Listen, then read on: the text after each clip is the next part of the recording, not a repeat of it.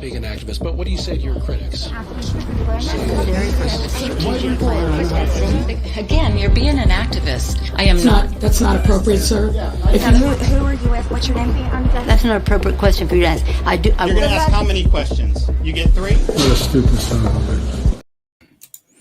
Good morning, Liberty lovers, Liberty curious, and anyone else tuning in to Friendly Fire this morning. And if you're watching live, then let me especially thank you for tuning in, not only just so early, but also on today when you probably have the day off, yet you got up to listen to this show. Awesome. Thank you very much. This show is dedicated to interviewing libertarian candidates running for office, and only libertarian candidates. As the name suggests, candidates will be asked some tough questions, but as a fellow libertarian, I'm not here to make them look foolish or fail. I'm simply raising the bar for interviewing candidates, as well as the expectation for candidates. The Libertarian Party is the third largest political party in the United States. You may hear some rumblings that there's another party that's the third largest. Never mind the rumors. They are not true. We're also the only option to compete, the only viable option to compete with the big two. In this episode, I bring on Tim McMaster, who is the Libertarian candidate for Lieutenant Governor in PA. So let's go ahead and bring Tim in now. Tim, good morning. How are you? Good morning. Apart from a few technical issues here on my side, doing great. How about yourself, sir? I'm doing very well, and I can hear you just fine. Let me turn it up just maybe a wee bit, and we'll be good to go. But otherwise, I think we're good. Yeah, sounds great on my end. Let's get moving here. All right, let's do it. So first and foremost, introduce yourself and tell us why you were running for Lieutenant Governor in PA. So my name is Tim McMaster. As you said earlier, I am a goat farmer by trade, IT technologist by day job. Been living here in beautiful York County, Pennsylvania, with my lovely wife for on darn near 2.5 decades now. Got 2 wonderful teenage boys. Got a 33-year-old stepson who has given me 2 beautiful grandkids. My reasons for running for lieutenant governor here in the great state of Pennsylvania are that I think we need somebody in Harrisburg who is actually going to fight for liberty and the rights of the people. I don't believe that the current big 2 candidates, that there's really a dime's worth of difference between them. They still want to restrict your rights. One just wants to restrict it from the right. One wants to restrict it from the left. So I believe that Matt Hackenberg and myself are the two choices for Pennsylvania, and that we will fight every single day for all of your rights. Every day, nonstop, no question. Awesome. So the first question is, Lieutenant Governor, what exactly is the role of a lieutenant governor? It's not something that we hear about a lot on the news. No, it's really not. It's sort of akin to vice president. So I've been colloquially referring to it as the vice governor, and that I would be the governor of vices, which is sort of just a little inside joke with some of my friends. But the roles of the lieutenant governor are really pretty simple. In addition to being the person who's, what they say, one heartbeat away from being the governor, the lieutenant governor is also actually the president of the state senate. So Hmm. the lieutenant governor, him or her, would be in charge of the daily operations of the state senate in the general assembly. Would be gaveling to order, calling bills, maintaining decorum and order, excuse me, within the body. Hmm. The other thing that the lieutenant governor does, and this is one that I'm especially excited about, is that they chair the pardon board for the state of Pennsylvania. So my goal would be anyone that comes before me with a criminal conviction for any nonviolent, no victim crime. Read that Hmm. to mean prostitution or marijuana or really anything along those lines. Like it would be an immediate pardon, have their rights completely and fully restored, and all of their, their debt to society paid, Hmm. essentially. The other real, technically, the only other real um, job, if you will, of the lieutenant governor is to go out and make speeches, to do fancy speechifying, Hmm. as they say, to go out and sort of promote the agenda, to sort of be the mouthpiece for the Okay. administration. And I think that's something that I think I would actually kind of excel at as a one-time professional wrestler, cutting a promo in the middle of a All ring right. in front of a hostile crowd, essentially in my underwear. Okay. So public speaking is certainly not something that frightens me at all. Okay. Okay. So, can you give us a little sample? It's really early, and I've only had 3 cups of coffee, All but, right. All right. Fair enough. I'm happy to pirate somebody else's copyrighted material from the golden age of the WWF, if you like.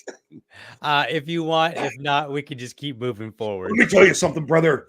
When I get into Harrisburg, Pennsylvania, and I get in front of the okay, so you kinda get the idea there. Right. Right. It's a Awesome. lot of brothers and bravado. Gotcha. Okay, so you're prepared to get out there, just give a very, just a very powerful speech to get people motivated and excited about libertarian candidates, Right. specifically you and I believe you said Matt Hackenberg, yes. Matt Hackenberg. He's our gubernatorial candidate, so I'm very proud Yes, to be he is. running with him as well. So that leads me to my follow-up question. So Matt Hackenberg, and I'm going to put it up on the screen here. You guys have an event coming up in a month. It's October 1st. So let me October get 1st, that. yep.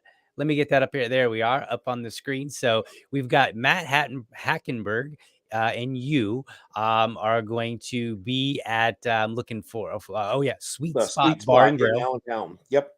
All right. So, folks, if you're watching, make sure you clear your calendar October 1st, 6 p.m. to 9 p.m.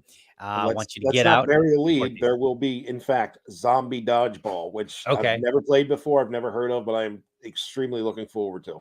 Gotcha. All right. So, so my follow up question is this: how do you compliment Matt Hackenberg, or how do you compliment each other? I guess maybe even a better question. So I guess it would probably fall back onto my formative years being a fan of pro wrestling. There's always Hmm. tag teams, and the, Okay. the best tag teams always had one guy who was like sort of the power guy, and another guy who was sort of the finesse guy. And they just complemented each other's styles really, really well. And I kind of feel like that's Matt and myself. He's a finesse guy. He's very good on policy. He's very good at articulating the libertarian message, and I'm sort of the bulldog of the group. I go out there and I will lay it all on the line. I'm very passionate about liberty. I'm very passionate about defending people's rights, especially people who I may disagree with. Hmm. Because if you don't support the rights of someone that you disagree with, you don't support anyone's rights. Okay. So I'm very big on sort of being out there and being the mouthpiece and sort of absorbing the slings and arrows, if you will, of Gotcha. this ticket. Whereas Matt can sort of focus more on minutia and policy, because the role of governor actually does have a lot more administrative power, we'll say, quote unquote power. Does have a lot more administrative duties, is maybe a better word, than lieutenant governor. So lieutenant governor is sort of the mouthpiece.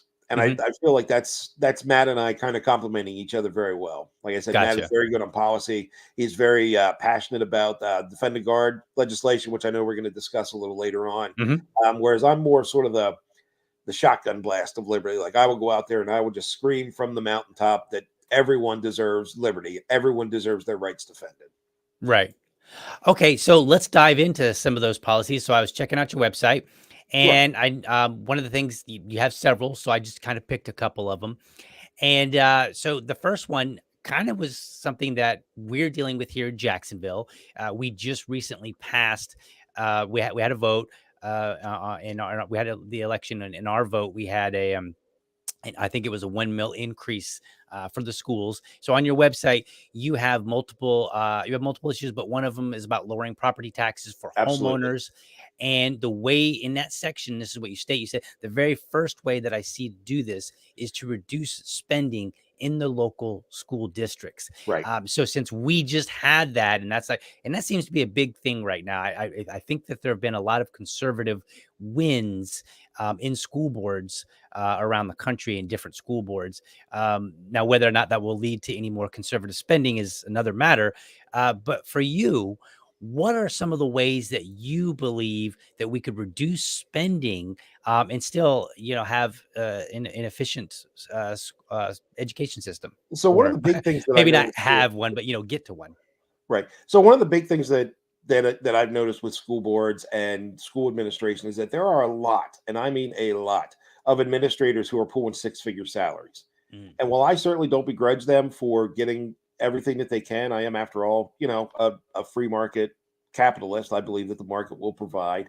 mhm. Um, but when it comes to school districts, like that is sort of a service-based occupation. So nobody goes into teaching or into the school system and says, I'm doing this because I want to retire at 45 and I want to have great benefits the rest of my life. It's because you have to have, as Dave Ramsey would describe it, a teacher's heart. Mhm. And I think that's one of the big things is we need to focus on eliminating some of these six and maybe even seven-figure salaries for some of Wow. these folks to do 7. jobs that somebody that's really passionate about, that really wants to do it, could do for half of that. So that's the first thing is people have to be willing to step up and make that known that they're willing to do the job for less money. And I think the biggest way that we accomplish that is with folks like myself and Matt Hackenberg saying very publicly, when we're elected, the first thing that we're actually going to do is we're going to half our salaries. We're going to say, all right, you know what? We don't need to get paid that much. At best, this is a part-time job anyway. We're going to take half of our salaries Mhm. and we're going to lead by example. And I think that's the thing that people often overlook about libertarianism is that when you go forth and you actually provide the examples, people will attach to that. People will see that and it will inspire them. Mhm. Is it going to be easy? Is it going to happen overnight? Absolutely not. But, one of the things that we do here locally is we go out and we pick up trash in our local communities. But Mhm. we don't do that because it's great branding for the Libertarian Party, though it can be. We don't do that because we want press or anyone to notice us, although they certainly have on occasion. We do it because it's something that needs done and it betters our community. And the people that see it, the people that notice it, that resonates with them. And they say, Mhm. here's a group of people who aren't doing something because it's glamorous or because it pays well. They're doing it because it needs to be done and they don't mind giving back. So maybe that inspires them to volunteer at a pet shelter, or that inspires them to volunteer in some other way in their community. And I think that's one of the things that I really want to focus on with this campaign is encouraging people to find something that you're passionate about and go out and just do it. You don't need to get paid for it. You don't need press for it. You need to, if it's in your heart to do it, go do it. Doing it is its own reward a lot of times. Do you think that so? I know you specified administrators, but the first thing that I start thinking about is the current complaint is that school teachers aren't getting paid enough, and so you're kind of going the very opposite, and you're saying like, look, there are Well, some I didn't say people school in this, teachers. I said right, right, administrators. right, and so do you feel like there'll be a separation between the two where because the message is right now very strong that school teachers don't get paid enough, whether they are or not, it's not relevant for the moment. It's just that it is a very powerful message right now because clearly schools are getting more money. And so I guess my question is, how do you separate teachers are getting, or how do you separate yourself from that message so that you don't lose momentum when you're trying to say, hey, you know what, we want to pay some administrators less, and that's another conversation. How do you keep them separate? So as a big proponent of the free market, I think competition Mhm. is where you get that distinction. You have the availability for charter schools. You Mhm. have the availability for homeschooling. You sort of you increase the marketplace of ideas so that the teachers that do stay with the traditional brick and mortar, their schools have more competition so that they can pay their people, their teachers a little bit better or a lot better in some cases. But they're also getting a better product out of it because if they're failing, if they're falling down on the job, they're not educating their students, those Mhm. parents now have the opportunity to take their kids out of that system and put them into a system that's going to work better for their kids. Now, obviously, I'm not saying homeschooling or charter schooling is the right answer for everyone. Clearly, it's not. But for far too long, the Department of Education at the federal level has instituted this top down approach of you must teach to the test, and the test is how we grant you funding or how we provide you with this program or that program. And that really is a disservice to the students, and it's really a disservice to the parents. I know as I said earlier, I have two teenage sons, and one of them during the COVID thing excelled at the Mhm. homeschooling, at the charter schooling, the online schooling. The other one was failing miserable at it. So here's two kids who are in the same family. They're only 2.5 years apart, but they had very different needs educationally. Mhm. So if I, as a parent, had the option to say, okay, child A is going to continue at the brick and mortar school, but child B is going to be able to withdraw from that school and go to another school that's going to be able to better teach to his needs. Mhm. I think as a parent, that's a win. As the students, that's obviously is a win.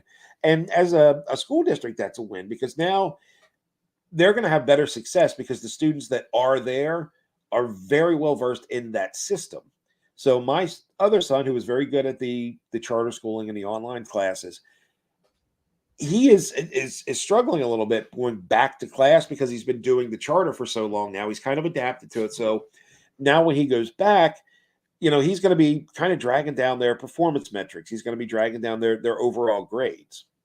So I think if you give parents that ability to pull their kids and essentially pull that money out of that district, I know that sounds like heresy to Right. teachers unions and everything, but it does track. If you pull, you don't want to throw bad money after good. So if we're paying X amount of dollars. I think in Pennsylvania it's like $14,000 per student over the lifetime of their scholastic career on average. If you pull that $14,000 out with that student who's not doing as well, now the students who are doing well are actually returning an investment, we'll say, on Mhm. that $14,000. And I, as a parent, can sort of apply that $14,000 to something that's going to make my son or my child have better performance. He's going to be more Mhm. comfortable in the learning environment. He's going to actually learn better. And I think that's a net gain overall for the school district, for the locality, and for the tax base. Because honestly, if my kid's earning a lot more money when he's older, he's Mhm. going to be paying a lot more money into the system. Right. So many people are terrified of a little temporary pain for very real long-term gains, and I think that's another product of society that we could probably do a whole show on if we Right. wanted to. Right. Hey, you never know. We might. So, Yeah, and I think you make a very interesting point there. I know that my mother, she pulled my younger brother and my younger sister out, and part of it was religious reasons. She had some objections to the school, but then also I know that my younger brother, they had him in like a learning disabled class, and my mom kind of took exception to that, and she said, "Look, my son's not learning disabled. He just needs some specific attention in some specific areas." And it turned out that he was actually dyslexic, and she was able to help overcome that where right. the school hadn't even identified that issue. And so he went off, he finished homeschooling and then went off to college, as did my sister. And then strangely enough, I think my brother and my sister probably have more secondary education than I do, and I finished the standard route going through the brick and mortar public school system. Right, and it's all about how each individual learns. And Right. I think that's the core of libertarianism, small L libertarianism is actual individualism. Right. There's no larger minority or there's no bigger minority than the individual. Right. And the point that I think that you made that it just never really occurred to me is like everybody gets, kind of huffy about this idea of like metrics and, you're dragging. And I think that kind of has this negative impact on how they treat students because they're really just trying to keep their numbers up. But if you pull the student out who's not doing well in that particular environment and you put them in an environment where they can do better, then now we've given you an opportunity to keep your numbers high and make you look good, and then we've also at the same time allowed this other student to go ahead and move on into an environment where they're going to be more successful. So that's a very interesting point. Right, and that perspective kind of comes from, and this will sound almost heretical again, but it's from my goat Hmm. farming background here. We call it culling when you take a very sort of a low performing goat, whether it's milk or meat yield or doesn't have a whole lot of live birth, and you take it out of your herd. Hmm. Now, obviously, I'm not calling for culling children. Right. That's ridiculous. Which is what we do on the farm. We'll take a goat out, but we might sell it as a pet or sell it to a 4-H kid who's just raising it for meat or whatever. But the principle sort of applies: is you take something that's failing out of the system that's failing. Now, what's left in that system is able to become more successful. This system improves. Right. No, totally agree. All right, so let's move on to another one because I want to talk this one. I like this. Let's talk eliminating civil asset forfeiture and Yes, blanket absolutely. qualified immunity. Yes, These are two other absolutely. issues that are on your website. Now, I'm going to read what you have. There's a little snippet. I'm going to read what you have on there because when I read it, I was like, I really like how this sounds. And I'll get to that in just a minute. So let me read that real quick. So here's what it says on your website for anybody that's listening or watching. It says, while this on the surface may seem to be anti-police, I assure you it is not. For too long, these two practices have been used and abused to strip rights and property from Pennsylvanians without due course of law. As law enforcement officers, we as a free people should not feel that Leo's law enforcement officers are acting above or outside the law in their duties. I seek to keep them accountable to both their oaths to protect and defend the Constitution, as well as protecting the rights of citizens who have committed no crime and should not be forced into a guilty until proven innocent judicial system. So here's what I really, really like about this. It says, that these two practices have been used and abused to strip rights and property, right? So we're talking about like the abuse of it. Right. And then it further goes on and it says, and this is my favorite part, because I think this is something that libertarians really need to kind of put out there. We as a free people should not feel that Leos are acting above or outside the law in their duties. And I think a lot of times our positions kind of come across as this cold, kind of like we've evaluated it on paper. On paper, this looks good. This is the right answer. So therefore, we want you to adopt it. And I think that we need to kind of start tapping into that emotional energy. And there was a comedian a long time ago. I don't remember the comedian's name, but he was making a joke and it went something along the lines of, when was the last time you got pulled over or you saw an officer behind you, not get pulled over, but you saw an officer behind you and you felt relieved, Yeah, right? And like exactly. most people kind of stiffen up and they're like, okay, what did I do wrong? Am I speeding? Am I doing this? I'm about to get pulled over. And and I think that there is a general I don't know if fear is the right word, but there's a general concern, that people have that doesn't lead them to be more relieved necessarily. And I think that's a problem. So my question to you, after having said all that, one, you can speak to that if you want, but how does holding them accountable, or what does holding them accountable look like? And how do you counter the often argued point that without qualified immunity, police cannot do their job? Well, it's pretty simple. It's the same kind of mindset that I have with education. Is this allows bad cops to be pulled out of the system and allows the good cops to go about their job knowing that what they're doing is right and that they are making policing and community relations better. I see it so much, especially in the larger urban centers here in Pennsylvania. I'm only a few minutes south of Harrisburg, a couple hours outside of Philadelphia, outside of Pittsburgh, and just down the road is Baltimore as well. And I see these police departments, and they are fully militarized, getting all these this equipment from the federal government and from the military industrial complex, and they feel obligated to use it. So what they're doing is they're making everything a capital offense. They're making everything, a huge deal. They're calling the SWAT team in for parking tickets and what have you. I realize they're not actually doing parking tickets, but Right. it's anyway. I got you. Yeah. So what it does is it again, it's like being able to fire a bad teacher. It's providing accountability in the system so that more people have confidence in the system. So as you said, the comedian that said, when was the last time a police officer was behind you and you felt relieved? It's like, I can say, honestly, never. Anytime I have a Right. cop behind me, I'm paranoid, just like, oh, what am I speeding? Do I have a taillight out? Did I miss a turn signal? Did I cross the yellow line? Did I get too close to the white line? Am I following too close to the guy behind? There's all these things that run through your head. And I know that I didn't do anything. I'm a fairly responsible driver. I think I've not had a speeding ticket in probably 25 years. So there's that.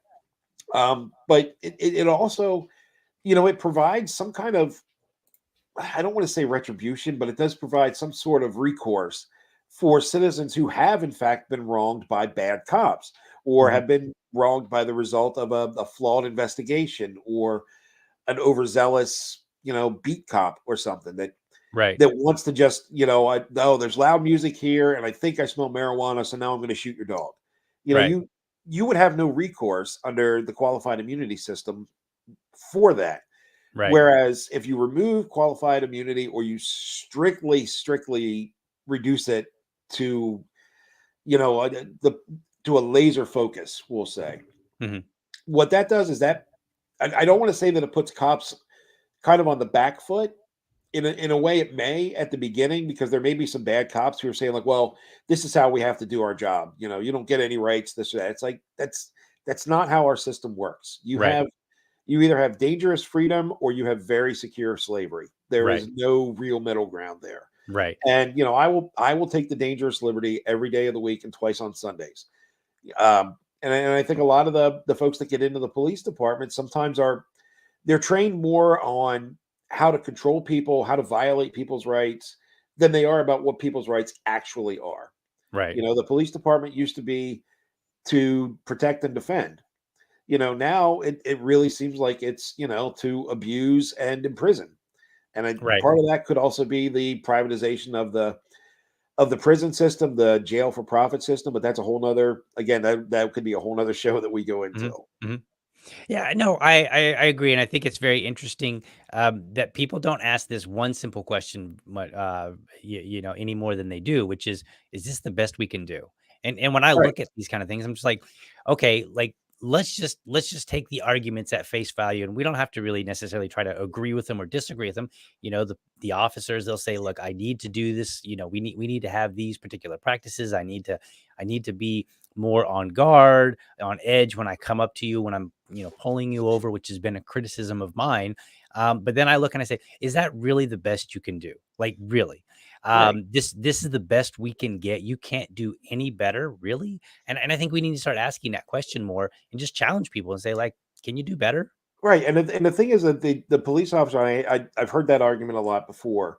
It's like, oh, well, I need to be on guard when I pull up to somebody. It's like, this is sort of a self-fulfilling prophecy. You're on guard because the people that you're coming up to know you can shoot them and they or their family will have no recourse. Right. So now the person that you're pulling over or the person that you're interacting with, now they're on guard. So now everybody's we're sort of escalating the situation here.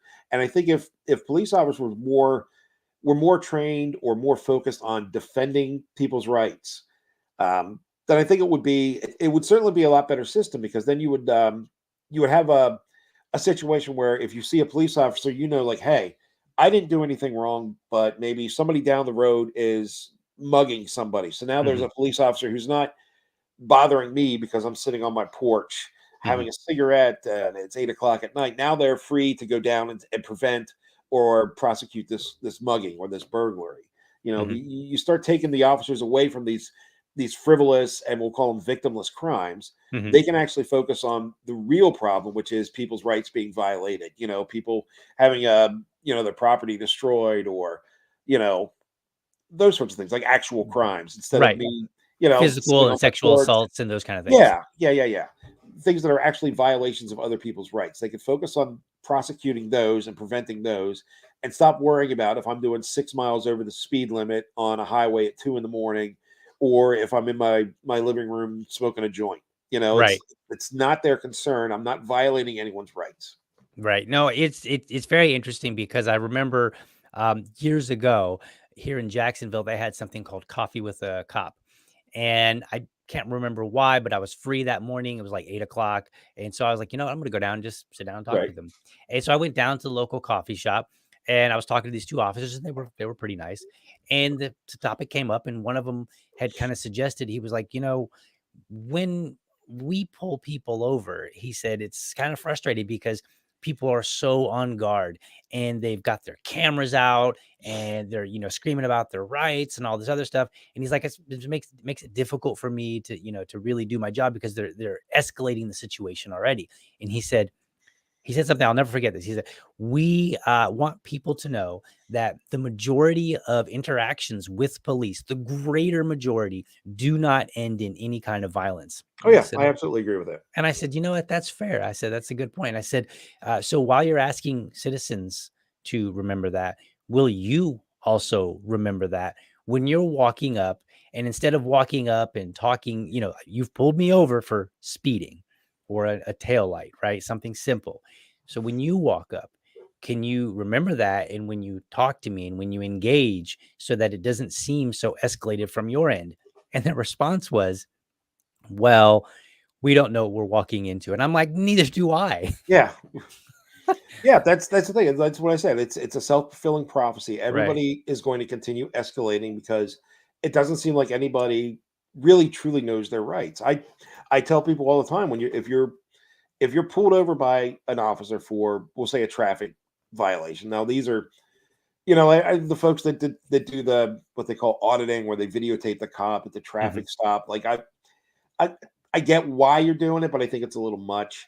My concern is more if you're having an interaction with the police that's not consensual, or even Hmm. that is a consensual encounter, is to know your rights. Right. You if it's a consensual encounter with a law enforcement officer, no, you don't have to provide your ID unless they have reasonable, articulable suspicion that you've committed a crime, are in the process of committing a crime, or are about to commit a crime. The magic words are, am I being detained or am I free to go? I Right. tell people that all the time. Right. And I do not consent to searches and get a warrant. Those Right. are, I teach my kids, those are the phrases that pay. Right. It's because, and I think more people need to understand that, because for too long, and it may not even be out of malice, that the police just think like, oh, if I come up to you, you have to give me your ID. No, Right. sorry, that's not how that works. Right. But they've been trained that way. The people have been trained that way, and I think people need to get out of that mindset of you bow in deference to the police officers. Yes, they have a tough job. Nobody will ever take that away from them. Yes, Mhm. they could, any stop that they have could in fact end in tragedy, right? It could end in a shootout, or various other horrible things. We understand that, and we appreciate that. That's why you have a gun and a taser and a bulletproof vest, and generally a partner who's got the same thing, and about Mhm. 100 other people who are just a radio call away. Right. We understand that. If you're terrified of me in my 2005 Dodge Ram on Route 30 here in York, when Right. you have all of that and I have a bale of hay on the back of my truck, if you're Right. terrified of that, perhaps being a police officer is not the job for you. Right. And perhaps they should remember that how terrified I might be of them if they turn out Right. to be a bad officer. Right. Right, because I don't have all those things. I don't have bulletproof Right. vest. I don't have, I might have a firearm or two, but that's about as far as it goes. I don't have, Right. all those other things. I don't have the luxury of calling up, a bunch of friends and saying, "Hey, get over here, stat. I got a Yeah, problem." and you also don't have the luxury of, if you do shoot somebody randomly in the street, or perhaps go into the wrong house and shoot their dog, you don't have the luxury of the court saying like, "Oh no, he's got qualified immunity, nothing's going to Right. happen." You Right. don't have that either, Yep. which is another big reason I'm so opposed to civil asset forfeiture, because it's basically the same thing. It's basically the courts and the system itself saying, "Oh, you've been accused of this crime. We're going to take everything from you, Hmm. And if we're wrong, you might get it back. You might get it back in a few years. You might never get it back. Who knows? Right. Right. And that's these are horrible things. These are horrible abuses of the system. And obviously, we're not saying that they happen in every single solitary case, but nobody thinks of the thousands of flights that take off and fly and land successfully every day. We think of the one flight that crashed 5 years ago. Right. People are sort of hardwired to that. So when you get on a plane, you're not thinking about like, oh, this plane has probably flown 15 times already this week and everything's been perfect. And the worst thing that happened was that maybe they ran out of light beer or something. You're thinking about like, oh God, there was a plane that was this model that crashed 10 years ago in some European country and like 8 people died or whatever Right. it may be. So you're always thinking about the negative. And that's sort of the way it is with civil asset forfeiture and qualified immunity is you don't think of the other thousands of things that happen that go right. It's the one thing that goes wrong. And if we Right. as a people, as a society, are not striving to eliminate that one thing that goes wrong, then maybe we're not doing it right. Yeah. We should not Absolutely. be we should not be focusing on all the things that are going right, kind of out of spite for the Hmm. system. We should be focusing on the things that we can change that are going wrong to try and improve it. Right. All right, so that was the two topics that we're going to talk about on this episode. You've got quite a few other ones that people can go to your website, Yep. Tim4, that's the number 4, PA.com. You can go there, check out on the issues. He talks about local and small businesses, constitutional carry, prohibition on recreational marijuana, the ending the criminalization of sex work, restoring the rights of released prisoners, and then defend the guard, which we'll get to here in just a moment. So my final question for this particular segment where we talk about you and all that is you previously were a candidate for PA District 48. Yes. So what I want to know is, can you name one success and one failure from that run that you're applying? I don't want to say you're applying, but that you're using to make your run for lieutenant governor more successful. Sure. And honestly, the success and the failure are kind of the same thing in that Okay. it's it's going out and meeting the public. Like that was really successful when we did that. When Hmm. we got out and we actually shook hands with people, we actually talked to people, we got in front of people and explained to them, hey, here's what libertarian is, here's what's wrong with the system. Here's why having a libertarian senator from this district would be a wonderful, amazing thing. The thing that was sort of the failing that we learned was that we didn't do it enough. Hmm. So it's sort of a dual-edged sword. Like I said, I'm a farmer. I have a full-time job. I have kids, so it's tricky to get out and do it. So that's why we do shows like this and everything else that we do. But the one thing that I would say, if I could change that campaign, is I would be out in the district every single day, Hmm. at some point somewhere in the system, every single day, talking to people, finding out what their concerns are, Hmm. and sort of explaining to them how small L libertarianism would work to address that or fix that or make it better, or at the very least hold the General Assembly accountable Hmm. for what they do. Awesome. All right. Well, what we're going to do is we're going to go to a quick break here, real quick. Little segue into the bill review, and then I will. I've been adding an ad for additional candidates for other candidates because this show is all about candidates. So let's go ahead and go to that quick break. We'll come right back here in just a moment, and we will talk about Defend the Guard. But I know I'll be a law someday, at least I hope and pray that I will. But today I am still just a bill. I'm Eric Parker, a libertarian running for city council. Individual liberty and financial freedom for everyone is a passion of mine. It all started when a local brewery I worked for was nearly put out of business. That opened my eyes that limited government was needed even at the local level. Having spoken at 3 major conventions, local events all around Jacksonville, and regularly speaking at City Council has made me even more confident this path is right. I'm Eric Parker, and I'm running for Jacksonville City Council, District 2. All right, we're back from that quick little break, and we're into the bill review section, the portion of the show. What we do is we either talk about a bill or maybe, a bill that's local or specific to the candidate, or one that maybe they happen to be passionate about that's very popular. In this particular case, Tim has chosen to talk about Defend the Guard, which is not just a single bill. What Defend the Guard is it's this idea that is kind of going across the United States, and you're seeing people in different states offer up legislation to defend the guard. And what this does is it would be legislation that prohibits a state's National Guard unit from being deployed into active combat zones without a formal declaration of war by Congress as provided by the United States. So let's go ahead and bring Tim back in, and we're going to discuss Defend the Guard.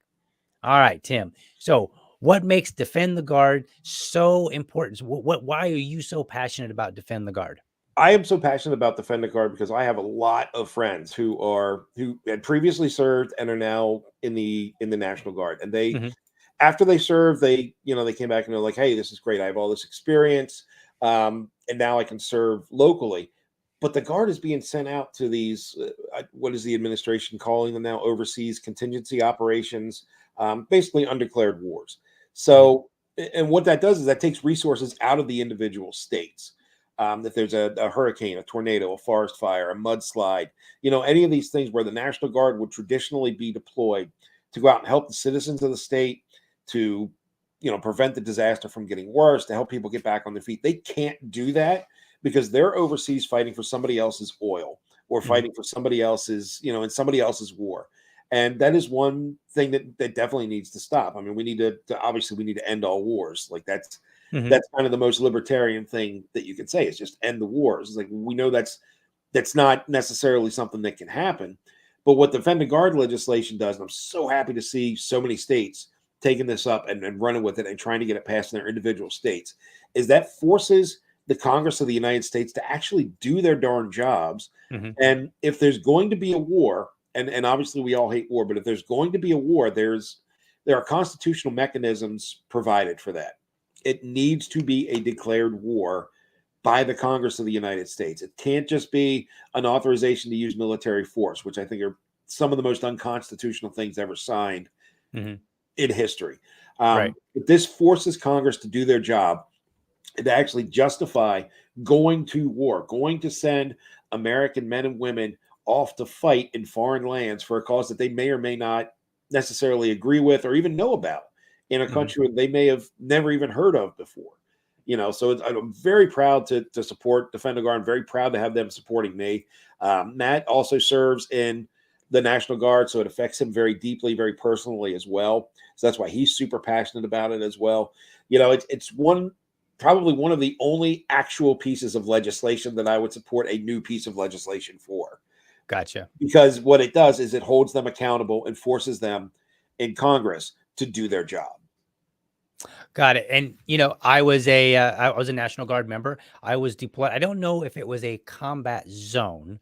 I think it was, but I don't know if it was like I don't know the specifics in terms of like declared war, combat zone, and all that because it was quite a few years ago, Well, I think you're back in young my enough that it 20s. it probably was not a declared war. We haven't had one of those in quite a few decades. That's my assumption. I know it was a combat zone. I do remember that much because I got combat pay.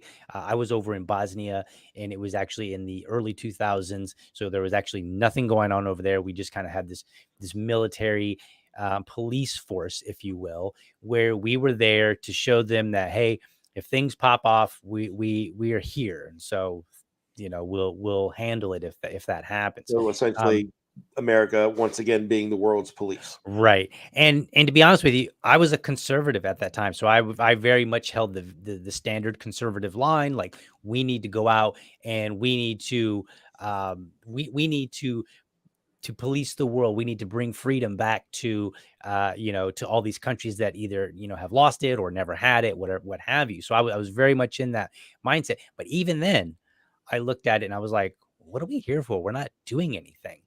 Right. Right. And I think It's I think really that's just something that wasteful people military don't spending. realize is Yeah, that it's a really lot of just, stuff doesn't happen. Like, I'm sorry, I don't mean to cut you off, but a lot no, of you're stuff fine. isn't happening like they think is. Yeah, it's a lot of it is wasteful military spending. We build all these bases around the world and we need to staff them. Mhm. So we've already got the National Guard, call them up, we'll put them there. Or Right. hey, our recruitment numbers are down. Let's send the National Guard there to essentially be bullet sponges for somebody else's war. As Mhm. much as I hate to say that, like I love our veteran community. It breaks my heart that what's the average 22 vets a day are committing Right. suicide. Like Mhm. that literally breaks my heart. Coming from a military family, having lots of friends who are military, it breaks my heart. But the best way to protect them and to honor them is to stop creating so damn many veterans, is stop sending so many people off to war where military action is the first option. I'm not saying it should never be an option. I'm just saying it Right. shouldn't be the first one. You Right. know, diplomacy is so underrated and underutilized in the world today. Everyone thinks like, well, we've got all these guns and we've got all these guys who we can go and send to fight. Let's just do that. Right. Um, it, it's terrible, you know. So the first step I feel is forcing the Congress of the United States, if they want to do that, then they need to openly declare war on this other country. No more of these, you know, like, oh, it's a war on terror. Like, Right. well, what? Show me the borders of terror, and maybe I'll Right. support it. You And know, not only that, one that lasted 20 years, right? right, and is still going on. You know, I mean, it took what 22 years in Afghanistan and 4 Mhm. presidents to replace the Taliban with the Taliban. You know, Right. that's the only difference is we gave them $80 billion worth of weapons. Right. You know, it's horrible. You know, it's a terrible thing, and it's not that Biden did it or that Trump did it. It's that all presidents do it. It's Right. because Congress has abdicated their responsibility to declare war and to actually be held accountable for their votes, their words, their actions. And we need to get them back on track with that. That's why I love going on these shows, and I don't really prepare too much for them. I don't have talking points. I don't have a list of notes or anything. I feel like if you can just be honest and you can be then held accountable to your words, Mhm. you know, and if I Absolutely. can do it, and, you know, and I'm just a chubby goat farmer from central Pennsylvania. If I can do it, you know, these Congress people can do it. Presidents can do it. Absolutely. And I wanted to say, I definitely appreciate you coming on and I know you make jokes about it and you probably just are being humorous, but I think that being a goat farmer is probably a lot more work and a lot more honorable than you're kind of downplaying. And I know it's probably just for a little bit of fun. Like I'm just a Oh goat yeah, yeah, farmer. yeah, yeah. But I can tell you right now, I would be a terrible goat farmer. I'm Right, and pretty sure. everybody has their skill set. You know, like Right. I think I'm a pretty good goat farmer. I mean, we've Mhm. got close to probably 100 out there at the Wow. moment. That's quite a few, I think. Yeah, like I think I'm a pretty good goat farmer. I think I would probably be in a terrible lumberjack. You know, I'm Right. not great with a chainsaw. Like I could use my little 12-inch to cut down some tree stumps and Right. some tree limbs, but anything bigger than that, like no, no, no. So we've all got our skills. You know, Yeah, mine absolutely. is speaking about liberty, raising goats, and hopefully raising kids. I think I'm doing pretty good with my kids too. Hey, I say if you haven't dropped them and you keep them fed and change their diapers, you're doing great, Oh no, they've right, they've these definitely days. been dropped. Okay, well, Their dad was a former pro wrestler, so they know how to land. that's too funny. That is too funny. But yeah, back to the Defend the Guard. So if people want to check out more about Defend the Guard, go to Defend the Guard, all one word, .us, US. Yeah. defendtheguard.us. And I want to ask you one final question. So I was on their website and it looks like it might be a little bit out of date. So they were saying there's at least 17 states that have proposed legislation on their website. It doesn't look like Pennsylvania has. Is that still true? That is still true. There's legislation that is currently being worked on. Hmm. We're trying to get it into committee in Pennsylvania, but Pennsylvania has been pretty reticent about it. Really, most of the people in Pennsylvania at the legislative level are Right. focused on they're focused on the governor race. They're Gotcha. focusing on the Senate race between a TV doctor and John Fetterman. Right. Right. No, I got you. Don't have Are anything there nice to say. Don't say anything. So are there I want to be at risk of looking like I'm promoting somebody from another party, which I am not. Are there any current politicians in Pennsylvania that are sympathetic to Defend the Guard that people can reach out to and say, hey, there get a are move on it? there are a few. Trying to, like I said, it's very early for me here on a holiday. There are a few. They are generally listed on the Defend the Guard PA's Twitter feed. Okay. That is DTG_PA at Okay. DTG_PA. Yeah, that's their Twitter feed. Honestly, I can reach out to a few folks and send you a link. You could post a list if you want. Sure. Sadly, at this point, they're all Republicans who are Right. supporting it, which is kind of weird to think about because normally it's sort of the Democrats who used to traditionally be the anti-war party. Right. So it's interesting how the paradigm is shifting depending on whose team is in power in Yeah. Washington, which is why we need libertarians We everywhere. do. We need them everywhere, and that's why this show is dedicated to interviewing as many libertarians as libertarian candidates as I possibly can, so that we can get the word out and say, "Hey, by the way, have you heard? And I Check them certainly out on this appreciate show." what you're doing, sir. I appreciate it as well. So, final words for your campaign, where people can find you, how they can help, all that good stuff. Yeah, so the biggest thing is all the news and updates are at tim4pa.com. That's four like the four horsemen, because again, wrestling fan. Tim4pa.com, on the Twitter at Tim4pa. The Facebook link is a lot longer, and I don't really care for Facebook too much, so I don't really use it. We have the big event coming up on October the 1st, which is going to be a good time. Matt and I will be squaring off one-on-one in zombie dodgeball. You can actually compete against Matt or myself in zombie dodgeball. There'll be a defend the guard speaker there as well as Matt and myself. It's going to be a really good time. Tickets are available at pa4liberty.com. I don't know if you noticed there's a trend here.